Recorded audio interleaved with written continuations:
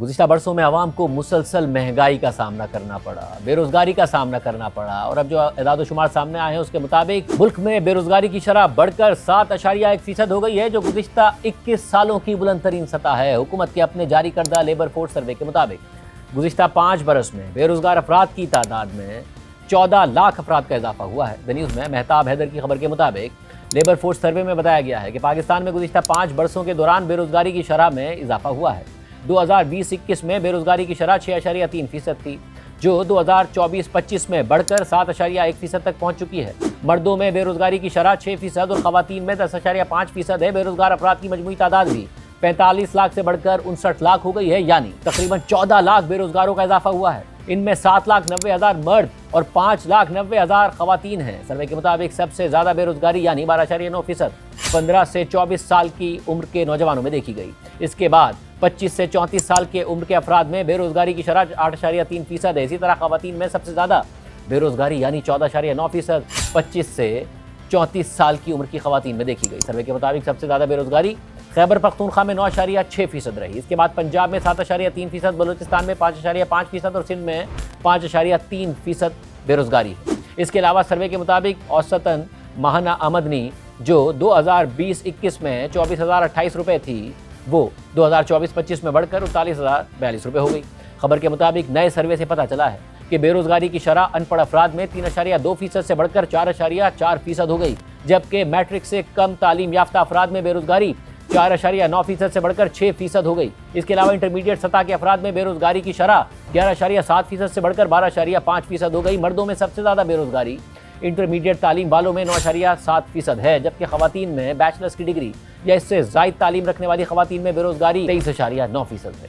इसके अलावा शहबाज राना की खबर के मुताबिक सरकारी रिकॉर्ड के मुताबिक बेरोजगारी की शरह 7.1% है, जो 2003-04 के बाद सबसे ज़्यादा है। 2003-04 में बेरोजगारी की शरह 7.7% थी। इसके बाद बेरोजगारी 5.3% से 6.9% के दरमियान रही और 2018-19 में बेरोजगारी की शरह 6.9% थी।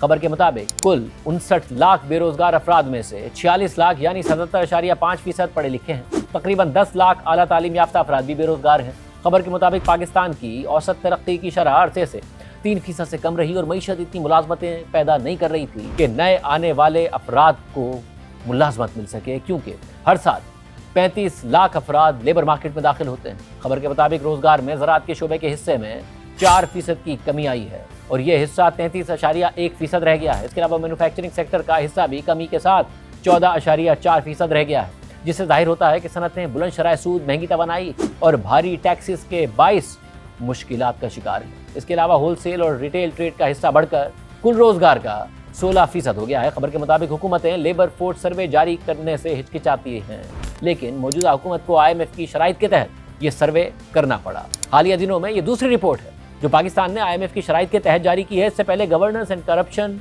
डायग्नोस्टिक असेसमेंट रिपोर्ट जारी की गई थी।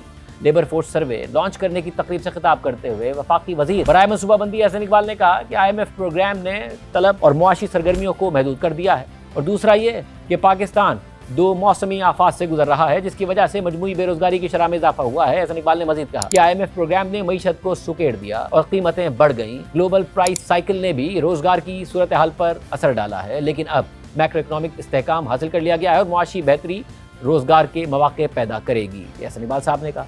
और इसके अलावा वफाकी वजीर खजाना मोहम्मद औरंगजेब ने तकरीब से खिताब करते हुए कहा कि मुआशी इस्तेहकाम, मुसाबकत और माली नज़्म व ज़ब्त के लिए इस्लाहात आगे बढ़ा रहे हैं। मईशत में इस्तेहकाम के वाज़े इशारे सामने आ रहे हैं। एनर्जी, माइनिंग और ऑटो सेक्टर की आलमी कंपनियां पाकिस्तान में दिलचस्पी ले रही हैं। स्टेट ओन्ड इंटरप्राइजेस और सरकारी इदारों की रिस्ट्रक्चरिंग तेजी से जारी है।